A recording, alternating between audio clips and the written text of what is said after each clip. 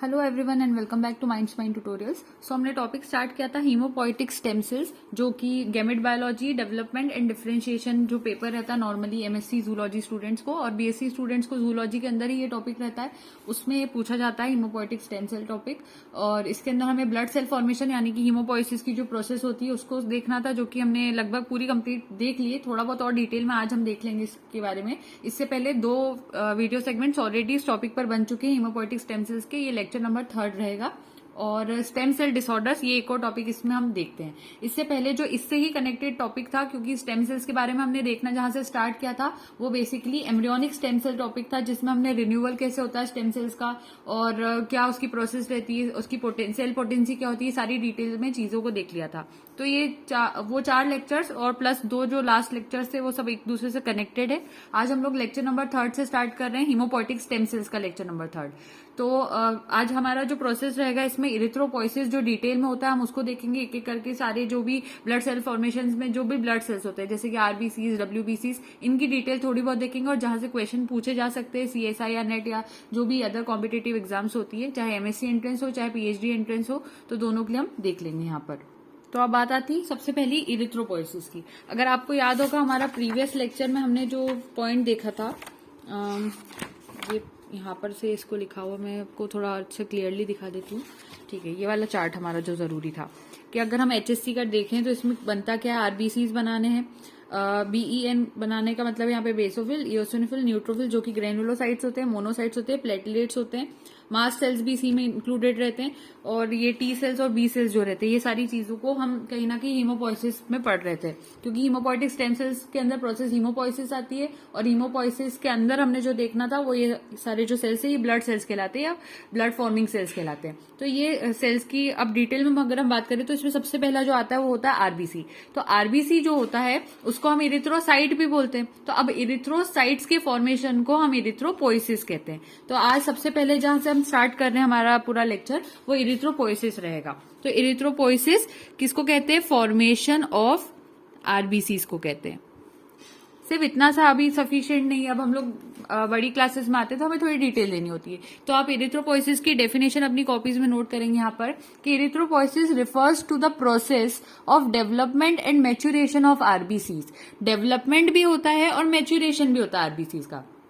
बन तो जाते हैं लेकिन फिर वो मैच्योर होना भी तो जरूरी है ताकि वो अपने फंक्शन को प्रॉपरली कर पाए। तो डेवलपमेंट और मैच्योरेशन ऑफ आरबीसीज यहाँ पर होता है from the pluripotent haemopoietic stem cells. और कहां से होता है? फ्रॉम पीएचएससीज। अब ये पीएचएससीज क्या होते हैं? प्लूरीपोटेंट हीमोपोइटिक स्टेम सेल्स को हम कहते हैं पीएचएससीज। प्रीवियस लेक्चर में अब आपको इसकी स्पेलिंग लिखना आती होगी, इसलिए मैं यहाँ स्पेलिंग नहीं बता रही हूँ। सो ड्यूरिंग इरिथ्रोपोइसिस, जब इरिथ्रोपोइसिस की प्रोसेस होती है, PHSCs undergo a series of cell division. इनके अंदर क्या होता है? पीएचएससीज में सीरीज ऑफ सेल डिवीजन होता है। और कौन सा वाला सेल डिवीजन होता है? माइटोसिस होता है। ये भी पता होना चाहिए। माइटोसिस सेल डिवीजन यहाँ पर देखने को मिलता है एंड ग्रेजुअल सेल डिफरेंशिएशन यहाँ पर देखने को मिलता है। इसके आगे क्या होता है? उसके बाद सेल डिफरेंशिएशन भी होता है। ठीक है, तो erythropoiesis refers to the process of development and maturation of RBCs from the pluripotent hemopoietic stem cells PHSCs. During erythropoiesis, PHSCs undergo cell division या series of cell division known as mitosis and gradual cell differentiation. अब various type of erythropoiesis कैसे हो सकता है? अब ये भी आपको पता होना चाहिए। इसके टाइप्स देख रहे हैं अब हम यहाँ पर, टाइप्स की बात कर लेते हैं। तो टाइप्स इसमें आते हैं, पहला होता है मीजोप्लास्टिक इरिथ्रोपोइसिस। पहला कौन सा होता है? मीजोब्लास्टिक इरिथ्रोपोइसिस। अब इरिथ्रोपोइसिस की स्पेलिंग यहां से आ जाएगी तो मैं सिर्फ ई लिख रही हूं, आपको पूरा लिखना होगा। दूसरा होता है इनके पास हिपेटिक इरिथ्रोपोइसिस। तीसरा इनके पास होता है माइलॉइड इरिथ्रोपोइसिस। ये 3 टाइप्स होते हैं। मीजोब्लास्टिक इरिथ्रोपोइसिस की साइट की बात करें, क्या पूछ रहे हैं हम? बता रहे हैं हम यहाँ पर साइट क्या होती, कहां पर होता है मीजोब्लास्टिक इरिथ्रोपोइसिस। तो आपको पता होना चाहिए जो मीजोडर्म होती है, मीजोडर्म, और वो भी कहां की मीजोडर्म? योक सैक की। मीजोडर्म इन योक सैक में होता है ये। उसके बाद हिपेटिक इरिथ्रोपोइसिस की बात करें, ये कहां पर होता है? ये होता है लिवर के अंदर। उसके बाद माइलॉइड इरिथ्रोपोइसिस की बात करें तो ये कहां पर होता है? ये बोन मैरो के अंदर होता है। तो इनकी साइट्स हो गई जिसके ऊपर बेसिकली क्वेश्चंस आ ही जाते एग्जाम में। तो ये 3 चीज तो हो गई। अब हमें इसकी डिटेल पता होना चाहिए। पहला था मीजोब्लास्टिक एरिथ्रोपोइसिस। तो इसमें आपको याद रखना है in the early few weeks of embryonic life, जैसे ही एम्ब्रियो बनता है, सबसे पहले जाइगोट बना था, हमने बात की थी एम्ब्रियोनिक स्टेम सेल्स के टाइम पर, पूरी डिटेल में बात की थी कि कैसे क्या चीज बनती है। तो जब जाइगोट से एम्ब्रियो बनता है तो अर्ली एम्ब्रियोनिक लाइफ जो होती है, शुरुआती एम्ब्रियोनिक लाइफ जो होती है, primitive nucleated red blood cells are produced in yolk sac. तो शुरुआती के प्रिमिटिव जब यूज करते हैं ज्यादातर हम, जो पुराने या थोड़े पूर्वज टाइप होते हैं, तो आरबीसीज की शुरुआत करने के लिए कुछ उनके भी पूर्वज रहे होंगे, या पूर्वज नहीं कहना चाहिए हमें उसको, बल्कि और उसको इजी लैंग्वेज में अगर हम कहें तो इनके प्रीकर्सर्स हम कह सकते हैं। तो प्रीकर्सर्स जैसे यहाँ शुरुआत करने के लिए एक सेल से शुरुआत होगी, तो शुरुआत जो सेल करते हैं आरबीसी की, वो ब्लड सेल्स जो कि प्रिमिटिव होते हैं, न्यूक्लिएटेड होते हैं, वो रेड ब्लड सेल्स कहाँ बनते हैं? योक सैक में बनते हैं। इस प्रोसेस को हम कहते हैं mesoblastic erythropoiesis. So in the early few weeks of embryonic life, primitive nucleated red blood cells are produced in yolk sac. इस प्रोसेस को कहते हैं मीजोब्लास्टिक इरिथ्रोपोइसिस। उसके बाद सेकंड आता है हिपेटिक इरिथ्रोपोइसिस। ये कब होता है? During the middle trimester of gestation. जब मिडिल ट्राइमेस्टर आता है, यानी 3 मंथ्स वाला जो 3 मंथ्स का जो ट्राइमेस्टर वाला टाइम रहता है उसका मिडिल, तो जो मिडिल ट्राइमेस्टर होता है gestation, the liver is main organ. तो उस टाइम पे लिवर मेन ऑर्गन होता है for production of red blood sales. अब रेड ब्लड सेल्स जब मिडिल ट्राइमेस्टर आता है जेस्टेशन के टाइम पर, उस टाइम पे लिवर के अंदर जो पोइसिस हो रहा है, लिवर में हो रहा है, इसलिए नाम इरिथ्रोपोइसिस का क्या बन जाता है? हिपेटिक इरिथ्रोपोइसिस बन जाता है। तो at the same time a reasonable quantity of red blood sales is also produced by the spleen and lymph nodes. इसी के टाइम पर थोड़ा बहुत स्प्लीन और लिम्फ नोड्स, इनके अंदर भी थोड़ा बहुत इरिथ्रोपोइसिस होता है। तो ये सारी चीजें आप हिपेटिक में पढ़ते हो। मीजोब्लास्टिक का कौन सा टाइम याद रखना है आपको? जो early few weeks embryonic life के होते हैं। ठीक है, मीजोब्लास्टिक में क्या बताया हमने? Early few weeks of embryonic life, ये समझ में आता है। उसके बाद हमने क्या बात की? हिपेटिक के टाइम क्या बोला हमने यहाँ पे इसको, कि जो मिडिल ट्राइमेस्टर होता है, और मिडिल ट्राइमेस्टर किसका? जेस्टेशन पीरियड का। जब जो बेबी 9 मंथ्स के लिए फॉर एग्जांपल ह्यूमंस के अंदर रहेगा, तो वूम्ब में, वो प्रोसेस को कह सकते हैं हम जेस्टेशन पीरियड। तो हिपेटिक जो इरिथ्रोपोइसिस होता है उसका टाइम हमने ये कहा। तो अब इसके लिए अगर आप हिपेटिक, मतलब पहले अगर डेफिनेशन भी प्रॉपरली लिख रहे हैं, तो मीजोब्लास्टिक इरिथ्रोपोइसिस की डेफिनेशन हमने ये लिख ली कि in the early few weeks of embryonic life primitive nucleated red blood cells are produced in yolk sac. Primitive और कैसे होते हैं? न्यूक्लिएटेड होते हैं। बाद में आरबीसीज में से न्यूक्लियस चले जाता है, लेकिन शुरू में उनमें न्यूक्लियस होता है। तो कोई पूछ ले आपसे कि न्यूक्लियस कौन सी स्टेज में होता है, तो वो मीजोब्लास्टिक इरिथ्रोपोइसिस के टाइम पर, जब मीजोडर्म इन योक सैक में इरिथ्रोपोइसिस होता है, उस वक्त होता है। तो यहां पर न्यूक्लिएटेड होते हैं आरबीसीज, और प्रिमिटिव भी होते हैं। ये भी आपको पता होना चाहिए। ये आरबीसीज के लिए एक बहुत इंपॉर्टेंट पॉइंट है। जब मीजोब्लास्टिक होता है तब वो ऐसे रहते हैं। उसके बाद अगर कोई पूछता है कि हिपेटिक इरिथ्रोपोइसिस में क्या होता है, so during the middle trimester of gestation, जो लिवर होता है, liver is the main organ for production of red blood sales. अब आरबीसी का मेन जो जगह होती है जहां पे उनका प्रोडक्शन होना है, वो बन जाता है liver. And at the same time a reasonable quantity of RBCs is also produced by spleen and lymph nodes. Lymph nodes भी बना देते हैं। अब उसके बाद तीसरा हमारे पास टाइप आता है इरिथ्रोपोइसिस का, माइलॉइड इरिथ्रोपोइसिस। सो अब इसकी भी हम टाइम की बात करते हैं। माइलॉइड को मैं माई लिख देती हूँ ताकि आपको क्लियर रहे। ठीक है, so during the letter part of gestation, कब? आखिरी का जो टाइम रहता है, बस बेबी की डिलीवरी का जो टाइम आ जाता है, उसको हम लेटर पार्ट ऑफ जेस्टेशन कहते हैं। तो जो लेटर पार्ट होता है जेस्टेशन का, और आफ्टर बर्थ को भी हम इसमें इंक्लूड करते हैं। आफ्टर बर्थ बेबी की बर्थ भी हो जाएगी, ये दोनों ही टाइम पर। RBCs are exclusively produced by the bone marrow. अब आरबीसीज अच्छे से और एक्सक्लूसिवली प्रोड्यूस किए जाते हैं कहां पर? बोन मैरो में। तब ऐसे इरिथ्रोपोइसिस को हम माइलॉइड इरिथ्रोपोइसिस कहते हैं। एट बर्थ, जब बर्थ होती है, all bones are filled with red bone marrow. जब बच्चे की बर्थ होगी, डिलीवरी हो गई, उसकी बर्थ हो गई, तो उस वक्त अगर आप देखोगे तो बच्चे के जो बोन्स होती है, सारी की सारी बोन्स में क्या फिल्ड रहता है? रेड बोन मैरो फिल्ड होता है। बियॉन्ड एज ऑफ 20, और जब 20 से ज्यादा एक्सीड कर जाती है उसकी age, the red marrow exist only in the head of humerus, tibia, skull bones, hip bones, sternum, vertebra, ribs etcetera. बाद में 20 ईयर्स का जब बच्चा होता है उसके बाद ये जो रेड बोन मैरो है ये सिर्फ कहाँ रह जाता है, जो हेड होता है, जैसे बोन्स होती है फॉर एग्जाम्पल इस टाइप से होती है बोन्स, तो ये बोन्स का हेड हम कह सकते हैं, ये वाला हेड पोर्शन कह सकते हैं। तो रेड बोन मैरो पहले तो बेबी के पूरी बोन्स में रहता था, लेकिन बाद में जब वो 20 ईयर्स का हो जाता है तो उसके बाद रेड बोन मैरो सिर्फ इतने हिस्से में रह जाता है, उसके हेड वाले पोर्शन में। पूरी बोन के अंदर आपको वो रेड बोन मैरो अंदर नहीं मिलता है, तो वो बाद में उसका आरबीसी फॉर्मेशन का रेट भी इसीलिए स्लो हो जाता है। पहले ज्यादा आरबीसी बने इसलिए रहते क्योंकि उसकी पूरी बोन में रेड बोन मैरो भरा होता था, लेकिन जब वो 20 साल का हुआ तो उसका रेड बोन मैरो उसके हेड वाला, जो बोन का हेड वाला पोर्शन है उसके अंदर आ जाता है। और वो बोन्स कौन सी हो सकती है, humerus, tibia, skull bones, hip bones, sternum, vertebra, ribs, ये सब हो सकती है। और फिर बाद में वो आरबीसीज को प्रोड्यूस करती है। तो ये कहानी थी माइलॉइड इरिथ्रोपोइसिस की। So during the letter part of gestation and after birth RBCs are exclusively produced in bone marrow. At birth all bones are filled with red bone marrow, red bone marrow से पूरी तरह भरी होती है। But beyond the age of 20 the red bone marrow exist only in the head of humerus, tibia, skull bones, hip bones, sternum, vertebra, ribs etcetera and produce RBCs. समझ में आया? अभी थोड़ा सा टेक्स्ट है स्टेजेस ऑफ इरिथ्रोपोइसिस के बारे में कि क्या स्टेजेस होती है इरिथ्रोपोइसिस की। तो pluripotent stem cells, committed stem cells of myeloid series develop which divide and differentiate into progenitor cells also called colony forming unit CFU।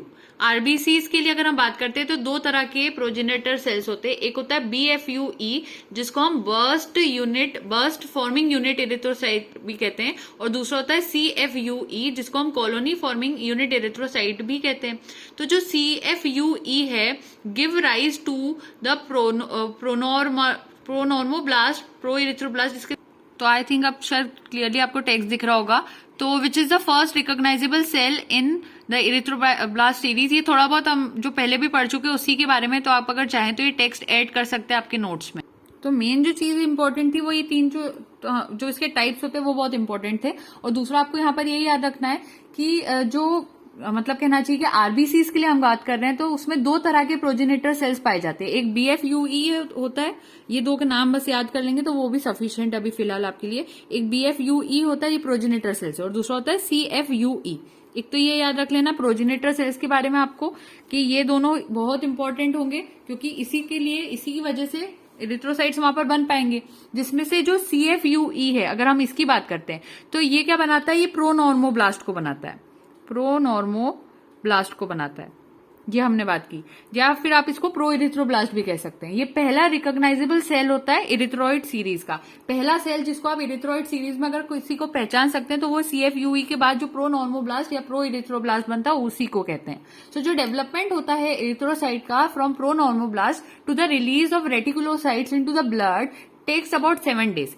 प्रोनॉर्मोब्लास्ट के बाद एक परफेक्ट आरबीसी जब बनता है, ठीक है, प्रोनॉर्मोब्लास्ट से एक परफेक्ट आरबीसी जो बनता है जो कि फिर ब्लड में पहुंचा दिया जाता है, इस प्रोसेस में कितने दिन लगते हैं, 7 days लगते हैं। 7 दिनों की ये प्रोसेस होती है जब ये पूरी तरह से हो पाता है। जब भी 7 days होंगे ना तभी ये मतलब अच्छे से मैच्योर होकर वहां तक पहुंच पाएगा। तो एक चीज तो ये हो गई, और जो अभी मैंने टेक्स्ट दिखाया उसमें ये सारी चीजें लिखी हुई है, मैं सिर्फ उसको थोड़ा सा एक्सप्लेन यहाँ पर कर रही हूँ। अब जो सीक्वेंशियल स्टेजेस होती है इरिथ्रोपोइसिस की डेवलप क्लोज टू मैक्रोफेजेस, वो मैक्रोफेजेस की ही क्लोज होती है। हमने बात की थी कि शुरू में मैंने आपको बताया था कि मैक्रोफेजेस क्या होते हैं, जो मोनोसाइट्स होते हैं। मोनोसाइट्स जब टिश्यू के अंदर एंटर कर जाते हैं तो वही मोनोसाइट्स किसमें चेंज हो जाते हैं या तब्दील हो जाते हैं, वो मैक्रोफेजेस में चेंज हो जाते हैं। तो ये हमें पता होना चाहिए, एक नॉर्मल चीज है। और वहां पर जाकर वो क्या बनाते हैं, इरिथ्रोब्लास्टिक आइलैंड बना लेते हैं। सो उनकी फेगोसाइटिक एक्टिविटी जो रहती है, और जो मैक्रोफेजेस होते हैं वो क्या करते हैं, एजेड इरिथ्रोसाइट जो होते हैं, जो कि थोड़े बूढ़े टाइप के इरिथ्रोसाइट होने लगे, बड़ी एज होगी उनकी, उनको डिस्ट्रॉय करेंगे। मैक्रोफेजेस का काम बता रहे हैं अब हम। और फेरिटिन को ट्रांसफर करते हैं, आयरन कंटेनिंग प्रोटीन कॉम्प्लेक्स को यंग इरिथ्रोब्लास्ट को देते हैं। क्योंकि आप देखिए ओल्ड सेल्स को अगर वो किल कर रहे हैं वहां पर मैक्रोफेजेस, तो अब ओल्ड सेल्स के अंदर क्या होता है, हमें आरबीसी के अंदर पता है हमें क्या अंदर क्या चीज पाई जाएगी, हमें पता है वहां फेरिटिन होगा। तो वो जो फेरिटिन प्रोटीन है उनको किसको देना होगा, यंग इरिथ्रोब्लास्ट को देना होगा। तो ये सब काम मैक्रोफेजेस करते हैं। साथ ही साथ मैक्रोफेजेस जो न्यूक्लियाई रहते हैं उनको भी डिस्ट्रॉय करते हैं, expelled by the erythroblast and produce growth factors that influence hematopoiesis. ये सारे काम रहते हैं वहां पर। तो ये देख सकते हैं आप सीक्वेंशियल स्टेजेस ऑफ इरिथ्रोपोइसिस जो होती है कॉलोनी फॉर्मिंग यूनिट था, जो कि CFU था, उससे प्रो एरिथ्रोब्लास्ट बना, यहाँ देखिए अर्ली नॉर्मोब्लास्ट बना, इंटरमीडिएट नॉर्मोब्लास्ट बना, लेट नॉर्मोब्लास्ट बना, रेटिकुलोसाइट बना, इरिथ्रोसाइट बना, वो सर्कुलेशन के अंदर आ गया। और ये सारी जो प्रोसेस होती है उसमें कब क्या हो रहा है वो आपको पूरा ध्यान से यहाँ देखना है बस। अब एक टॉपिक रहता है रेगुलेशन ऑफ इरिथ्रोपोइसिस। अभी आपने वहां पे उसका जो इंपॉर्टेंट जितने पॉइंट्स हैं हम उसको कंप्लीट करते जा रहे हैं यहाँ पर, और मैं उसका टेक्स्ट भी शो करते जा रही हूँ ताकि नोट्स आपके प्रॉपरली बन जाए, जो हैंड रिटन नोट्स यहाँ पर बना रहे हैं। और जो हैंड रिटन नहीं बना रहे उनको डायरेक्टली PDF चाहिए, so they can contact me on Instagram, तो हम वहाँ पर उसके डिस्कस कर लेंगे। लेकिन वो मतलब पेड रहते हैं नोट्स, तो अगर आप बनाना चाहते हैं तो नोट्स यहाँ से बना सकते हैं। अब रेगुलेशन की हम बात कर लेते हैं, लेकिन टाइम अगर आपके पास नहीं है तो ज्यादा मतलब अफोर्डेबल ही रहेंगे नोट्स, आप ले सकते हैं, वहां पर बाय कर सकते हैं। इंस्टाग्राम पे माइंडस्पैन ट्यूटोरियल्स के ID पे आपको कांटेक्ट करना रहेगा। सो रेगुलेशन की बात कर लेते हैं। अब सबसे पहली चीज आती है डाइट। ठीक है, डाइट की अगर हम बात करते हैं तो ये होता है protein of high biological value. ठीक है, अब protein of high biological values के अंदर मतलब आता है, रहता है ये नहीं है, इसकी बात नहीं हो रही है, लेकिन बहुत जरूरी रहता है। जो फर्स्ट क्लास प्रोटीन होती है, यानी कि जितने भी एनिमल प्रोटीन्स होते हैं, supplies essential amino acids for the synthesis of globin portion of haemoglobin. क्योंकि देखिए आपको रेगुलेशन करवा रहे हैं आप इरिथ्रोपोइसिस का, तो अब आरबीसीज का सबसे ज्यादा मतलब इंपॉर्टेंट पार्ट जो अगर हम बात करें वहां पर रहता है हीमोग्लोबिन का। अब हीमोग्लोबिन में हमें मालूम है फेरस पार्ट रहता है, आयरन वाला पोर्शन होता है, ग्लोबिन वाला पोर्शन होता है, ये बहुत इंपॉर्टेंट होता है। तो हीमोग्लोबिन अगर आपको बनाना है हीमोग्लोबिन, तो हीमोग्लोबिन की ग्लोबिन पोर्शन बनाने के लिए आपको वहां पे किसकी जरूरत पड़ती है, प्रोटीन की जरूरत पड़ती है। और वो प्रोटीन कैसा होना चाहिए, वो हाई बायोलॉजिकल वैल्यू वाला प्रोटीन होना चाहिए। हाई बायोलॉजिकल वैल्यू वाले प्रोटीन किस में मिलेंगे, एनिमल प्रोटीन्स में मिलेंगे, फर्स्ट क्लास प्रोटीन्स में हमें यहाँ मिलेंगे। तो essential amino acids for the synthesis of globin portion of haemoglobin, वो आपको लेना जरूरी होगा, तभी इरिथ्रोपोइसिस आपका अच्छे से हो पाएगा। दूसरी चीज, अगर ये हीमोग्लोबिन का था, ये डाइट वाला पोर्शन था पहला, दूसरी चीज क्या होती है, वाइटामिन्स होते हैं। जैसे नॉर्मली कुछ लोग ऐसा कहते हैं, अगर हम बायोलॉजिकल वे में बात करें तो जरूरी है कि इंसान को मतलब वेज और नॉनवेज उसके लिए दोनों ही यहाँ पर जरूरी है। नॉर्मली लोग समझते हैं कि सिर्फ वीगन होके भी वहां पर हो जाएगा, नहीं होता, क्योंकि बहुत चीजों में यहाँ पर वो होता है। तो जो गॉड ने जिस तरह से यहाँ वो दिया है, तो हम थोड़ा बहुत अगर उसको भी डिस्कस करें तो वो चीज रहती है। खैर हम उस टॉपिक में डिटेल में अभी बाद में जाएंगे, अभी हम सिर्फ हमारा लैंग्वेज के ऊपर फोकस करते हैं। तो डाइट में प्रोटीन लेना बहुत जरूरी है हाई बायोलॉजिकल वैल्यू का, तब जो हीमोग्लोबिन का ग्लोबिन पार्ट है वो इजीली और अच्छे से बनता है, तब रेगुलेशन ऑफ इरिथ्रोपोइसिस अच्छा हो पाता है। दूसरी बात आती है वाइटामिन की। तो विटामिन में आपको कौन से जरूरी होते हैं, एक होता है B12, B2, B6, folic acid, pantothenic acid, nicotine acid,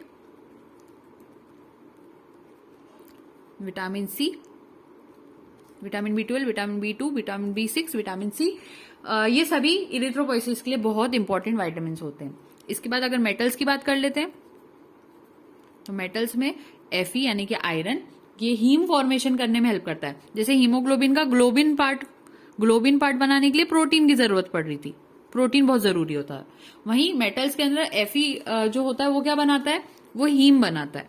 समझ में आ रहा होगा, ठीक है। और इसके अलावा कॉपर, मैंगनीज या मैग्नीशियम जो रहता है, मैंगनीज तो नहीं है, मैग्नीशियम है, Mn होता तो मैंगनीज होता। तो कॉपर, मैग्नीशियम, ये भी बहुत इंपॉर्टेंट है, क्योंकि आयरन को कन्वर्ट अगर करना है हीमोग्लोबिन में बाय कैटालिटिक एक्शन, तो वो कॉपर और मैग्नीशियम करता है। क्योंकि आयरन तो आपने ले लिया, अब आयरन को आपको हीमोग्लोबिन के अंदर भी तो बदलना है। सिर्फ आयरन रख के तो बॉडी में कोई नहीं घूम सकता, वो आयरन किस में रहता है, हीमोग्लोबिन में रहता है। तो आयरन को अगर हीमोग्लोबिन में बदलना है तो उसको कौन बदलता है, कॉपर और मैग्नीशियम बदलते हैं, और कैसे, कैटालिटिक एक्शन से बदलते हैं। तो ये तीन चीजें तो रेगुलेट करती है इरिथ्रोपोइसिस को। और चौथा एक और नाम होता है, यहाँ फोर्थ में इस जगह पर लिख रही हूँ, मेरी स्पेस कम हो रही है, आप प्रॉपरली लिखना, मुझे यहाँ पर एक साथ शो करना है आपको, इसलिए मैं थोड़ा हॉश वॉश कर देती हूँ।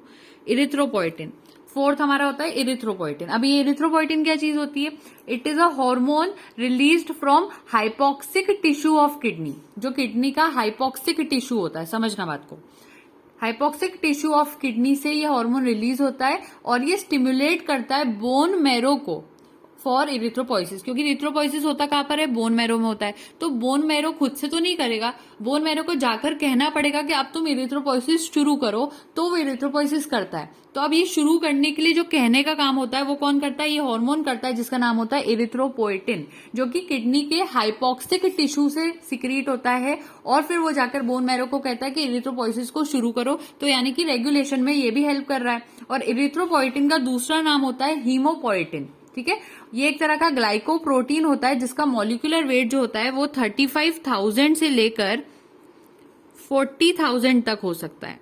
ये इरिथ्रोपोएटिन के सारे इंपॉर्टेंट पॉइंट्स हो गए। और मैंने कौन सा टिश्यू बोला, हाइपोक्सिक बोला, hypoxic.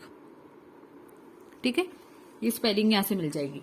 So erythropoietin is a hormone released from hypoxic tissue of kidney. It stimulates the bone marrow for erythropoiesis. Erythropoietin is also known as hemopoietin. It is a glycoprotein and its molecular weight is 35,000 to 40,000. ठीक है, अब जो मैंने आपको role of erythropoietin बताया उसका थोड़ा सा टेक्स्ट है यहाँ पर, जिसके लिए चार्ट बहुत जरूरी है। किडनी पे हाइपोक्सिया हुआ, उसने आरईएफ को यहाँ पर सिक्रीट करा। आरईएफ जो है वो अल्फा ग्लोबुलिन को इरिथ्रोपोएटिन में कन्वर्ट करता है। इरिथ्रोपोएटिन स्टेम सेल में वो बना रहा है, हीमोसाइटोब्लास्ट बन रहा है, प्रो इरिथ्रोब्लास्ट बन रहा है और रेड ब्लड सेल बन रहा है। तो ये प्रोसेस आपको याद रखनी है यहाँ पर। वो टेक्स्ट अभी जो था हमने वो पढ़ लिया था वहां से। तो अगर कोई पूछ लेता है कि रोल ऑफ इरिथ्रोपोएटिन क्या होता है, ये इरिथ्रोपोएटिन का काम क्या होता है, ये तो रेगुलेशन तो कर ही रहा है, लेकिन रेगुलेशन कैसे कर रहा है, तो हाइपोक्सिया जो होता है अगर किडनी में बन गया तो उसकी वजह से एक वहां पे चीज बनती है जिसको हम आरईएफ कहते हैं। अभी आपने डायग्राम जो देखा ना उसमें यही हुआ कि किडनी के ऊपर हाइपोक्सिया हुआ तो उसने बना दिया आरईएफ। आरईएफ होता है रीनल इरिथ्रोपोएटिक फैक्टर। अब आरईएफ जो रहता है, मैं इसको या तो मैं भी बनाती जाती हूँ ताकि आपको अच्छे से क्लियरली समझ में आए, तो हम लोग प्रॉपरली पढ़ेंगे तो ज्यादा अच्छा रहेगा। ठीक है, तो थोड़ा सा लिखते हैं यहाँ पर। किडनी थी, किडनी को मैं ऐसे शो कर रही हूँ। ठीक है, किडनी के ऊपर हुआ हाइपोक्सिया, हाइपोक्सिया ने बना दिया आरईएफ। ठीक है, अब ये आरईएफ जो होगा इसका नाम होता है रीनल इरिथ्रोपोएटिक फैक्टर। ठीक है, ये ब्लड में रहता है। जो आरईएफ होता है acts upon alpha globulin of blood. REF क्या करता है, जो ब्लड के अंदर पाया जाने वाला अल्फा ग्लोबुलिन होता है, ये कहां पर होता है, ग्लोब्यूलिन, ग्लोब्यूलिन पूरा लिखा नहीं थी। ठीक है, ये ब्लड में होता है। तो आरईएफ क्या करता है, अल्फा ग्लोब्यूलिन पे वर्क करता है। ठीक है, और अल्फा ग्लोब्यूलिन को किस में कन्वर्ट करवा देता है, ये यहाँ पर वर्क कर रहा है। इस एरिया पे हम बात कर सकते हैं, यहाँ पर वर्क कर रहा है। ये पूरा हमारा एरो यहाँ तक ले आते हैं। तो अल्फा ग्लोब्यूलिन पर वर्क करता है और ब्लड के अंदर जो पाया जाता है उसको इरिथ्रोपोएटिन में बदल देता है, इरिथ्रोपोएटिन में। तो यहां से वो हार्मोन यहाँ पर बन जाता है इरिथ्रोपोएटिन। किडनी से तो बना था, लेकिन किडनी के अंदर हाइपोक्सिया वाला जो एरिया था उस तरफ से आकर बन रहा था, तो ये इरिथ्रोपोएटिन ऐसे बनता है। ठीक है, फिर ये जो इरिथ्रोपोएटिन होता है ये क्या करता है, ये स्टेम सेल के ऊपर एक्ट करता है, स्टेम सेल के ऊपर जाकर काम करेगा। स्टेम सेल्स कहां पर होते हैं, बोन मैरो के अंदर होते हैं, जहां पे इरिथ्रोपोएटिन सेंसिटिव स्टेम सेल्स होते हैं उनके ऊपर वर्क करता है। इस वजह से ये जो स्टेम सेल्स होते हैं हीमोसाइटोब्लास्ट में बदल जाते हैं और फिर वहां पर उनका जाकर प्रोलिफरेशन होता है और इस तरह से वो आरबीसीज को बना देते हैं। ये प्रोसेस रहती है, ये समझ में आती होगी आपको। अब यहाँ पर आप सोच रहे होंगे फिर ये हाइपोक्सिया क्या होता है, थोड़ा बहुत हाइपोक्सिया के बारे में भी आपको पता होना चाहिए। तो हाइपोक्सिया का मतलब होता है lack of oxygen, lack of oxygen.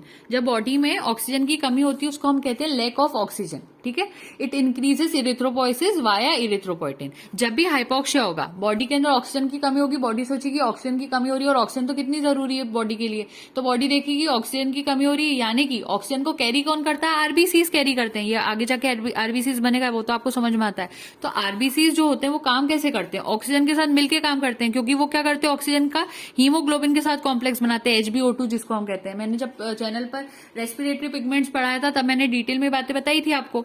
तो आरबीसीज जो होते हैं वो ऑक्सीजन के साथ फ्रेंडशिप रखते हैं, खासतौर पे हीमोग्लोबिन ऑक्सीजन की दोस्ती होती है तभी आरबीसीज अपना काम कर पाते हैं। तो ऑक्सीजन बहुत जरूरी है। जैसे ही बॉडी को दिखता है कि ऑक्सीजन की कमी हो रही है बॉडी में, यानी कि आरबीसीज के साथ कोई प्रॉब्लम चल रही है, तो बॉडी क्या शुरू कर देती है, बॉडी शुरू करती है कि जल्दी से जल्दी हम ज्यादा से ज्यादा आरबीसीज का फॉर्मेशन वहां करें। तो hypoxia means lack of oxygen in tissues. कहां पर, टिश्यूज के अंदर। ये समझ में आता है यहाँ पर हमें। अब टिश्यू में होता है और इसी की वजह से, हाइपोक्सिया की वजह से इरिथ्रोपोइसिस की प्रोसेस वहां पर बढ़ जाती है वाया इरिथ्रोपोएटिन। और इरिथ्रोपोएटिन नाम का जो हार्मोन होता है इसमें बहुत हेल्प करता है। इसके बाद एक चीज और होती है जिसको हम कहते हैं बाइल सॉल्ट। ये भी सब रेगुलेशन में ही चल रहे हैं। अभी हम रेगुलेशन में, अभी हमने एक पढ़ा ना इरिथ्रोपोएटिन, तो मैंने थोड़ी सी डिटेल बता दी उसकी। तो हाइपोक्सिया भी एक तरह का रेगुलेटरी फैक्टर आप लिख सकते हो। जैसे नंबर 4 था ना वहां तक, तो उसके बाद आता है 5 नंबर। हम रेगुलेशन के फैक्टर्स पढ़े, तो 5th पे आप हाइपोक्सिया को रख लो। हाइपोक्सिया भी एक तरह का फैक्टर हो रहा है ना, तो इसलिए वो रेगुलेटरी फैक्टर में हम लिस्ट में ऐड कर रहे हैं। एक और चीज होती है बाइल सॉल्ट्स, और होते हैं बाइल पिगमेंट्स भी, एंड बाइल पिगमेंट्स। अब इनकी क्या कहानी होती है, तो बाइल सॉल्ट और बाइल पिगमेंट्स क्या करते हैं, प्रॉपर एब्जॉर्प्शन ऑफ विटामिन में हेल्प करते हैं और मेटल्स में हेल्प करते हैं। क्योंकि देखिए आरबीसी को बनाना है, आपको विटामिन लगेगी। कौन से विटामिन लगेगी अभी मैंने बताया, कौन से मेटल्स लगेगी वो भी अभी मैंने आपको बताया। तो विटामिन और मिनरल्स आप ले तो लेंगे बॉडी के अंदर, लेकिन उनका एब्जॉर्प्शन बॉडी के अंदर हो जाने के लिए किसकी जरूरत पड़ती है, बाइल सॉल्ट्स और बाइल पिगमेंट्स की जरूरत पड़ती है। तो ये भी इनडायरेक्टली आपको हेल्प करवा रहा है इरिथ्रोपोइसिस में। So bile salts and bile pigments help in proper absorption of vitamin and metals, thus it indirectly helps in erythropoiesis. ये भी करवाते हैं। उसके बाद लास्ट, अब फाइनली लास्ट हमारा रेगुलेटरी फैक्टर आ जाता है, जिसको हम कहते हैं एंडोक्राइन ग्लैंड। ठीक है, अब एंडोक्राइन ग्लैंड में 2 ग्लैंड्स आते हैं, एक होता है पिट्यूटरी ग्लैंड और दूसरा होता है यहां पर थायराइड ग्लैंड। अब आपके मन में क्वेश्चन आ रहा होगा कि ये दोनों ग्लैंड्स कैसे इरिथ्रोपोइसिस करवा लेंगे, ऐसी क्या चीज होती है। तो क्या होता है कि पिट्यूटरी ग्लैंड क्या करता है, एसीटीएच नाम का एक हार्मोन सिक्रीट करता है। ठीक है, एडिनोकॉर्टिकोट्रोफिक हार्मोन कहते हैं इसको। तो पिट्यूटरी ग्लैंड क्या करता है, एसीटीएच को सिक्रीट करता है, और ये एसीटीएच क्या करता है, बोन मैरो को जाकर स्टिमुलेट करता है कि वो आरबीसीज का प्रोडक्शन करे। जैसे इरिथ्रोसाइट्स कर रहे थे, इरिथ्रोपोइटिन कर रहा था ना हार्मोन, इरिथ्रोपोइटिन जाकर बोन मैरो को कह रहा था कि इरिथ्रोपोइसिस शुरू करो, करवा भी रहा था। उसी तरह से पिट्यूटरी ग्लैंड से एसीटीएच का सिक्रीट होना भी बहुत जरूरी है, क्योंकि ये भी स्टिमुलेट करता है बोन मैरो को जाकर कि वो आरबीसीज का प्रोडक्शन करे। अगर किसी की बॉडी में एसीटीएच की कमी हो रही है, लैक हो रहा है, तो उसी वजह से वहां पर प्रोडक्शन ऑफ आरबीसीज भी रुक जाता है। तो एसीटीएच ज्यादा होगा तो आरबीसी का प्रोडक्शन भी अच्छे से होगा। इनका फैक्टर इस टाइप से वर्क करता है। उसी तरह से थायराइड ग्लैंड भी काम करता है। थायराइड ग्लैंड जो सीक्रेट करता है उसका नाम होता है थायरॉक्सिन। क्या कहते हैं उसको, थायरॉक्सिन कहते हैं। थायरॉक्सिन भी अगेन ऐसे ही काम करता है, ये जाता है स्टिमुलेट करता है बोन मैरो को कहता है कि प्रोडक्शन ऑफ आरबीसीज करो। अगर वहां पर again lack of RBC thyroxine हुआ, अगर थायरॉक्सिन वहां पर कम हो जाएगा तो अगेन प्रोडक्शन ऑफ आरबीसी भी कम हो जाएगा। इसलिए थायरॉक्सिन ज्यादा रहना जरूरी है, तभी आरबीसी का प्रोडक्शन भी अच्छे से होगा। तो ये दोनों में एक एसीटीएच का नाम आ गया, थायरॉक्सिन का नाम आ गया, और एक आपने इरिथ्रोपोइटिन अभी पढ़ा किडनी वाले टाइम पर। तो ये सारी चीजें आती है। तो अगर लिखना है एंडोक्राइन ग्लैंड्स में, तो लिखना है pituitary gland it secretes ACTH which stimulates the bone marrow for the production of RBCs. Lack of ACTH inhibits the production of RBCs. Similarly thyroid gland में आप लिखेंगे it secretes thyroxine which stimulates bone marrow for production of RBCs. Lack of thyroxine inhibits the production of RBCs. ये आपको यहाँ पर चीज याद हो जाना चाहिए। उसके बाद अब हमारा आरबीसी का जितना इंपॉर्टेंट पॉइंट था वो यहाँ पर कंप्लीट हो जाता है। दूसरी चीज आती है अब ल्यूकोपोइसिस।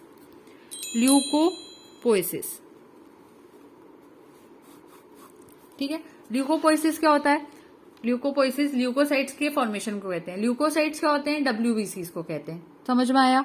अब ल्यूकोपोइसिस में क्या होता है, फॉर्मेशन ऑफ डब्ल्यूबीसीज तो होता है। तो अगेन इसकी डेफिनेशन होगी, leukopoiesis refers to the process of development and maturation of डब्ल्यूबीसीज। डेवलपमेंट भी होता है और मैच्योरेशन भी होता है डब्ल्यूबीसीज का।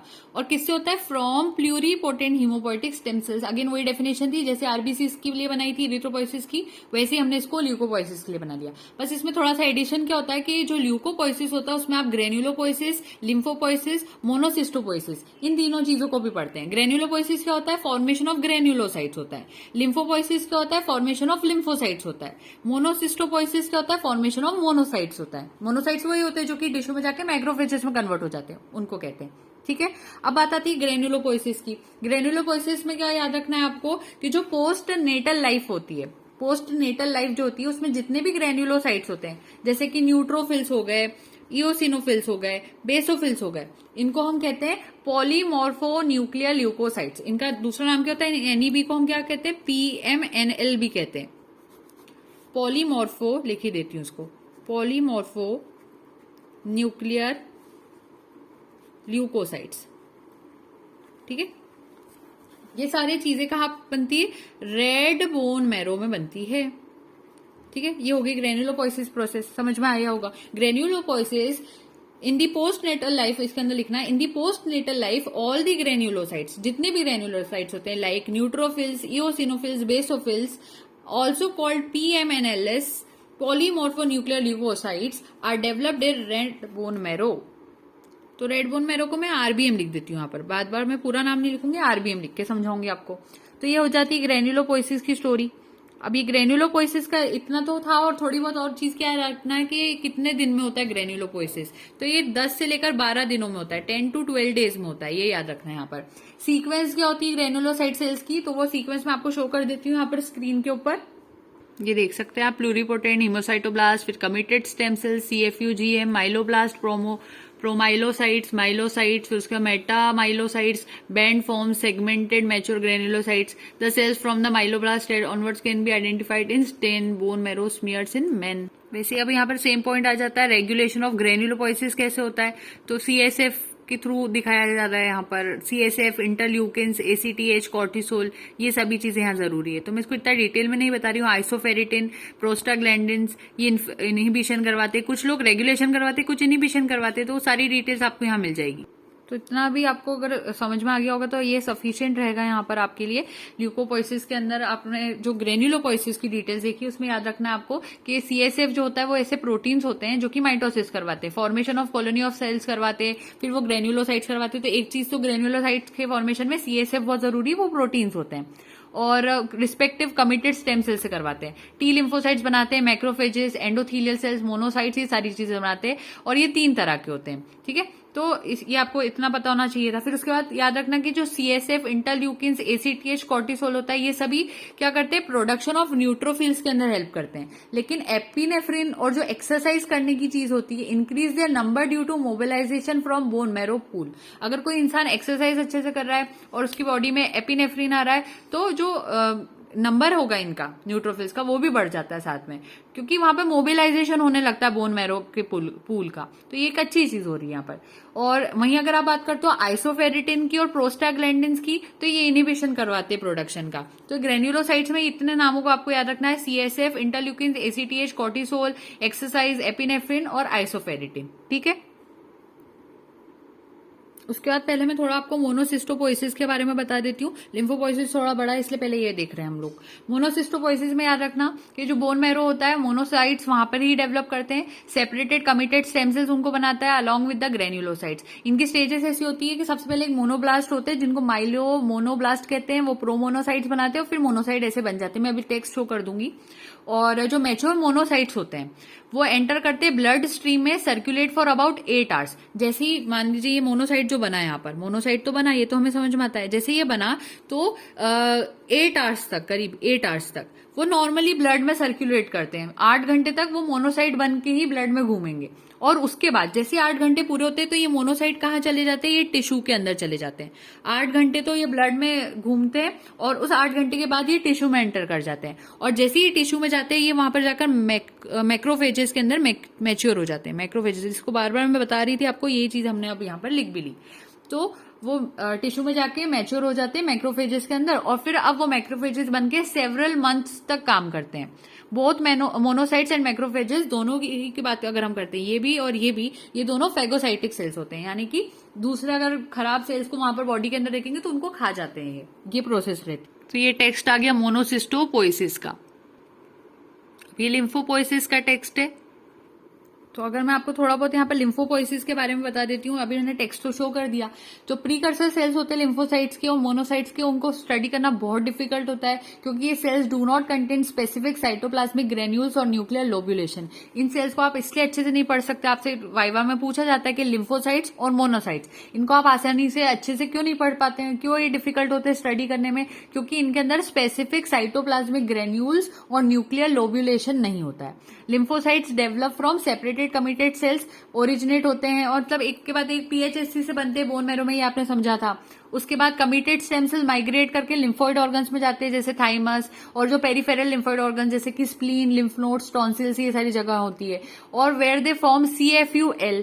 CFUL क्या होता है, कॉलोनी फॉर्मिंग यूनिट्स लिम्फोसाइट्स होते हैं। CFUL क्या करता है, प्रोलिफरेट करता है, यानी रिप्रोडक्शन जैसा करता है, और जनरेट करता है लिम्फोब्लास्ट को, जो कि पहले आइडेंटिफाइएबल प्रोजिनेटर होते हैं लिम्फोइड सेल्स के। तो लिम्फोब्लास्ट के लिए आपको ये वर्ड याद रखना है कि पहले आइडेंटिफाइएबल प्रोजिनेटर होते हैं लिम्फोइड सेल के लिम्फोब्लास्ट, ठीक है। फिर लिम्फोब्लास्ट 2-3 बार डिवाइड करते हैं और प्रो लिम्फोसाइट्स बनाते हैं, और वहां पे कोई सेल सरफेस एंटीजन नहीं होता, ये भी समझ में आना चाहिए। उसके बाद जो प्रो लिम्फोसाइट्स होते हैं वो मैच्योर होकर लार्जर टी लिम्फोसाइट्स बनाते हैं, स्मॉलर बी लिम्फोसाइट्स बनाते हैं।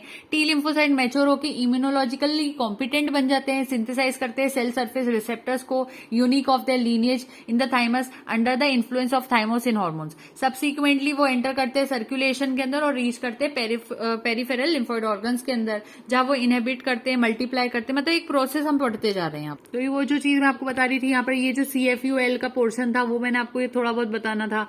टी लिम्फोसाइट्स के लिए बताया कि इम्यूनोलॉजिकली कॉम्पिटेंट हो जाते हैं, तो नॉर्मल सी चीजें हैं, बस थोड़ा बहुत टेक्स्ट था वो देख लिया आपने यहाँ से। इसका ये जो डायग्राम है इसमें आप रेगुलेशन ऑफ ल्यूकोपोइसिस को देख रहे हैं, क्योंकि इसमें इनिबिशन होता है, तो ये जो प्लस माइनस चीजें होती है ना, इसको फीडबैक मैकेनिज्म में हम पढ़ते हैं। तो देखिए ग्रेन्युलोपीनिया हो रहा है, कमी हुई ग्रेन्युलोसाइट्स की, तो यहाँ पर बोन मैरो की एक्टिविटी बढ़ने लगती है, ठीक है। और अगर नीचे देखोगे तो इंक्रीज ग्रेन्युलोसाइट मोनोसाइट और मैक्रोफेजेस हुई, ज्यादा बन गए ग्रेन्युलोसाइट, तो ये ज्यादा बनना भी बुरी चीज है, तो इन्होंने जाकर इनिबिट कर दिया। यहाँ पर इनिबिट हो रहा है, यहाँ स्टिमुलेट हो रहा है। ग्रेन्युलोपीनिया के अंदर आप देखोगे तो स्टिमुलेट करवाया, जब ग्रेन्युलोपीनिया है ना, ग्रेन्युलोसाइट्स की कमी को कहते हैं, तो ये बोन मैरो की एक्टिविटी यहाँ पर प्लस हो गई, बढ़ गई।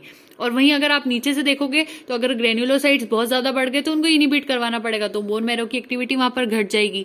ये सारी प्रोसेस रहती है। डेड ग्रेन्युलोसाइट और मैक्रोफेजेस रिलीज करते हैं GCSF, MCSF, GM-SCF, इंटरल्यूकिन्स, और ये सारी चीजें स्टिमुलेट करती है बोन मैरो की एक्टिविटी को। तो ये बहुत इंपॉर्टेंट डायग्राम है, समझ में आ गया होगा यहाँ से आपको ये।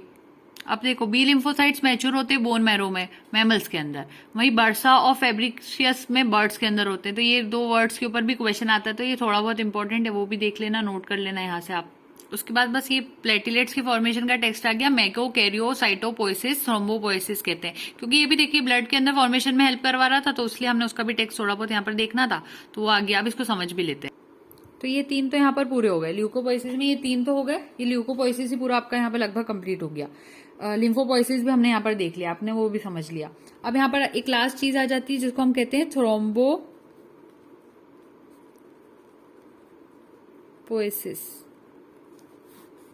मुझे दिखाई नहीं दे रहा था तो मेरा थोड़ा सा स्पेलिंग सही नहीं आई, क्योंकि मेरा कैमरे पे भी फोकस रहता है, क्योंकि वो कभी कभी कैप्चर नहीं करता प्रॉपर्ली, इसलिए।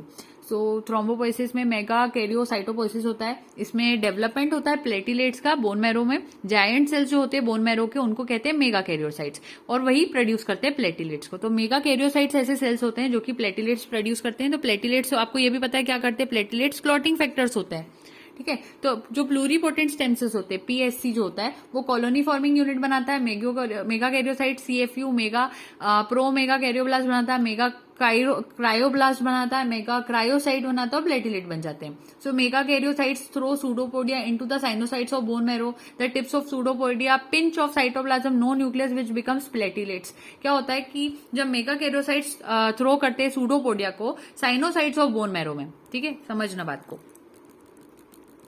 ठीक है। मेगा कैरियोसाइट्स की बात बहुत इंपॉर्टेंट है यहाँ पर, ये भी याद रखना आपको। तो मेगा कैरियोसाइट्स के सूडोपोडिया फॉर एग्जांपल, ठीक है, ये सूडोपोडिया कहाँ तक पहुंचाते हैं ये लोग, अपने बोन मैरो तक लाते हैं, समझ में आ रही होगी बात।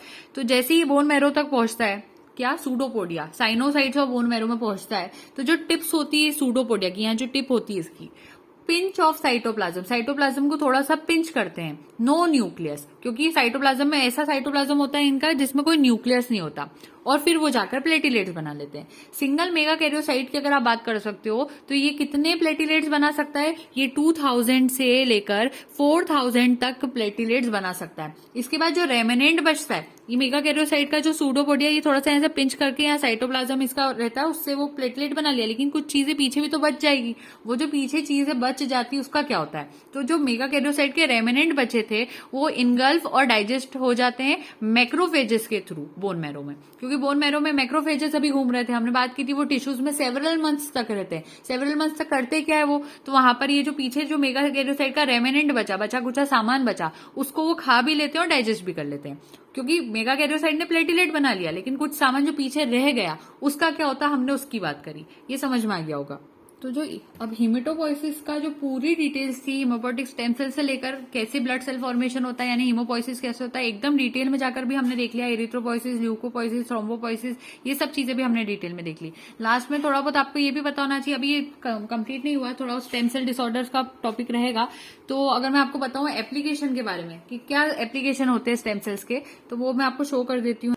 तो ये हेल्प करता है सेल थेरेपी में, neural disease such as Parkinson's disease, Huntington's disease, Alzheimer's disease, और stem cell could be use to repair और रिप्लेस डैमेज्ड न्यूरॉन। इसके अलावा repair of damaged organ such as liver and pancreas, treatment for AIDS, bone marrow के transplants में, graft new skin cells, सब में। In all of these uses, the goal is for the healthy cells to become integrated into the body and begin to function like the patient's own cells. ये function रहता है। अब HSC सब populations का एक थोड़ा सा कंसेप्ट और आपको पता होना चाहिए। HSCs include multipotent subpopulations that vary in their quiescence and capacity.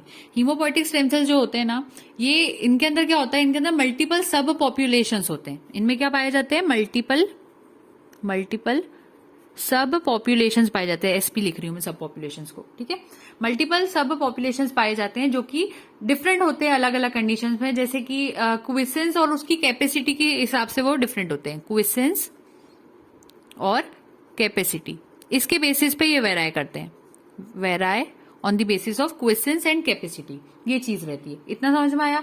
अब क्या होता है, ये वेराई करते हैं क्विसेंस और कैपेसिटी में टू सेल्फ रिन्यू।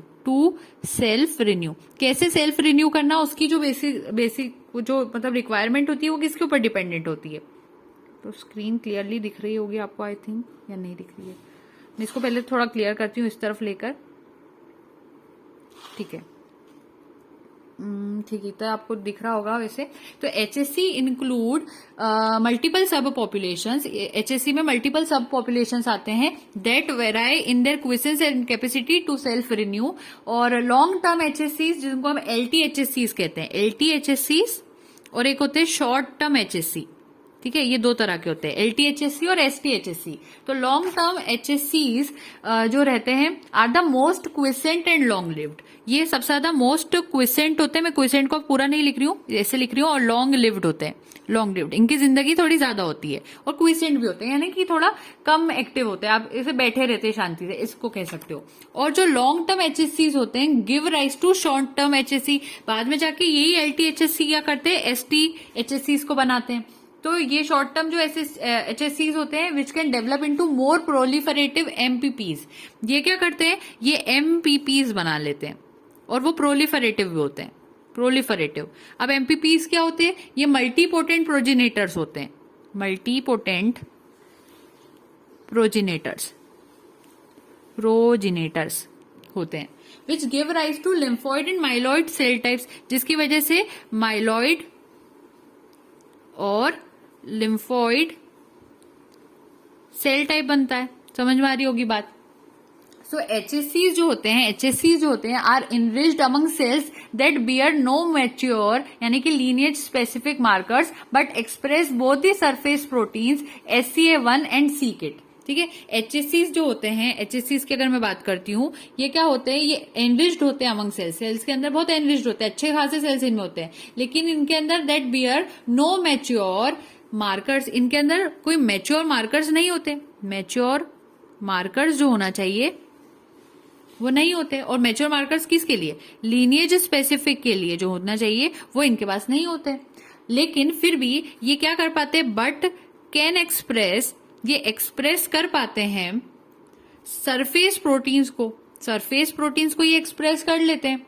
और सरफेस प्रोटीन्स कौन कौन से, SCA1 और c-KIT, इन दो को ये एक्सप्रेस कर लेते हैं। अब इनको ये जो रहते हैं ना, जो जैसे लिन -1 हो गया, SCA-1 c-KIT प्लस LS की सेल्स, ये सब जो होते हैं ना, इनको ही हम यहाँ पर HSC सब पॉपुलेशंस पे पढ़ते हैं। तो ये थोड़ा सा आपको पता होना चाहिए था। तो समझ में आ रहा होगा आई होप कि मैं यहाँ क्या समझाना चाह रही हूँ आपको कि एचएससी की मतलब ऐसा कहा हमने कि हीमोपोएटिक स्टेम सेल्स की क्या और पॉपुलेशन हो सकती है, क्या और तरह के हो सकते हैं, तो हाँ उसकी सब पॉपुलेशन होती है और उसके अंदर बल्कि हम कह सकते हैं मल्टीपल सब पॉपुलेशन पाई जाती है, लेकिन वो किसके ऊपर बेसिस पे डिफरेंट होती है, उसके क्वेश्चंस और कैपेसिटी के बेसिस पे डिफरेंट होती है टू सेल्फ रिन्यू। ये हमने एचएससी सब पॉपुलेशन में लिखना था शुरू में कि HSC include multiple subpopulation that vary in their questions and capacity to self renew. इसके अंदर फिर सबसे पहले आते हैं कि जो लॉन्ग टर्म एचएससीज होते हैं are the most quiescent and long lived एचएससीज। बाद में जाके ये एलटी एचएससीज क्या बना लेते हैं, एसपी एचएससीज बना लेते हैं। तो they give rise to short term एचएससीज जिनको हम ये कह सकते हैं which can develop into more proliferative multipotent progenitors. ये एमपीपीज बना लेते हैं, तो मल्टी पोटेंट प्रोजेनेटर्स बना लेते हैं which can give rise to lymphoid and myeloid cell types, क्योंकि ये जो एमपीपीज होते हैं ये क्या करते हैं, माइलॉइड और लिम्फॉइड सेल टाइप्स को आगे जाके बना लेते हैं। फिर एक और चीज हमने बात की कि जो एचएससीज होते हैं ये एनरिच्ड होते हैं अमंग सेल्स, इनके अंदर बहुत अच्छे से सेल्स पाए जाते हैं, लेकिन प्रॉब्लम क्या है, दे बियर नो मैच्योर। ऐसे सेल्स होते हैं cells that bear no mature, कोई मैच्योर मार्कर्स इनके अंदर नहीं होते, जो कि लीनेज स्पेसिफिक मार्कर्स हो सकते हैं वो इनमें नहीं होते, but they can express both surface proteins जो कि SCA1 होता है और सी किट होता है, इन दोनों को ये एक्सप्रेस कर पाते हैं। सरफेस प्रोटीन के एग्जांपल है SCA1 और सी किट, इन दोनों को ये एक्सप्रेस कर लेते हैं, ये एक्सप्रेस कर पाते हैं इस चीज को, लेकिन इनके पास मैच्योर मार्कर्स नहीं होते, लीनेज स्पेसिफिक मैच्योर मार्कर्स इनके पास नहीं होते। इतना समझ में आना चाहिए। अब फॉर एग्जांपल अगर आपके सामने कोई चीज आ गई, एक आपको सेल दिया गया है, ये थोड़ा बहुत इंपॉर्टेंट समझना बात को, कोई सेल आपको दिया है, उसमें बताया कि वहां पर लिन तो माइनस है, SCA वहां पर -1 प्लस SCA1 जो है -1 नहीं सॉरी SCA1 जो है वो वहां पर प्लस है, और जो सी किट वहां पर प्लस है। तो ऐसे सेल को क्या कहते हैं, तो देखिए इसके पास लिन यानी कि माइनस लिखा है ना, इसके पास लिन नहीं है। SCA1 प्लस लिखा है यानी इसके पास SCA1 जो सरफेस प्रोटीन है वो इसके पास पाया जा रहा है। सी किट प्लस लिखा है यानी इसके पास सी किट नाम का सरफेस प्रोटीन भी है, ऐसा सेल है आपके पास। तो ये तीन चीजों में से लिन इसके पास नहीं है, SCA1 इसके पास है, सी किट भी इसके पास है। ऐसे सेल को क्या कहते हैं, तो ऐसे सेल को LSK सेल कहा जाता है, ये आपको पता होना चाहिए। सो ये बहुत इंपॉर्टेंट पॉइंट था यहाँ पर